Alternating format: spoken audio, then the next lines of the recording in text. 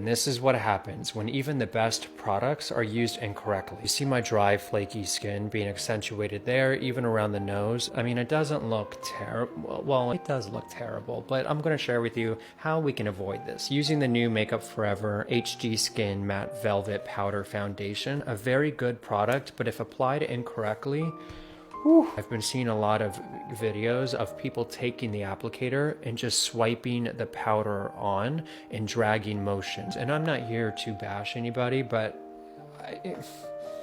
I'm telling you, as someone who does this for a living, when you are dragging any kind of product onto the skin and swiping it on, you are running into the risk of not only lifting up any dry, dead skin cells, which is what you see happened here, but if you're wearing any kind of primer or skincare, especially ones that have silicone in it, you are rolling that across the skin, which is causing it to pill up, and that's going to be a disaster. So with that said, let me share with you how I apply powder foundation onto a client. Okay, so first and foremost, you want to make sure your skin is well prepped. You can do that gently with a cleansing balm, or you can do it with a physical exfoliator. Then of course, you got to make sure your skin is moisturized. You can do that with a primer, serum, whatever you find works for you. Now this is key. If your goal is to achieve full coverage, no question about it, you're going to want to apply a cream or liquid foundation, even if it's the thinnest layer, because you see what it's going to do is it's going to even out the complexion, allow for the coverage to be built, and give something for the powders to grip onto. So now is where we get to decide what journey we want to take with this. If you have oily skin and you want the most full coverage, longest lasting effect, you'll want to use a dense foundation brush or a powder puff. You could even use the puff that it comes with. If you want something lighter and more natural looking, use a large, fluffier brush like this one. Personally, I like a little bit of both. So I'm going to start with the fluffier brush and use this to apply a sheer layer of the powder around the perimeter of my face. And then in the areas that I want to be fuller in coverage and a bit more matte, taking a smaller brush but still quite dense, and I'm pressing that powder in. You'll notice throughout this whole routine, I'm never dragging or swiping. I am pressing the powder into the skin, so we're not lifting or disrupting the product underneath it. At this point, you could take a setting spray or a serum spray and melt the powder into the skin. I'm actually really enjoying how this is looking as is, so let me show you this up close. I think this looks much, much better. Now, does it look like I'm wearing makeup?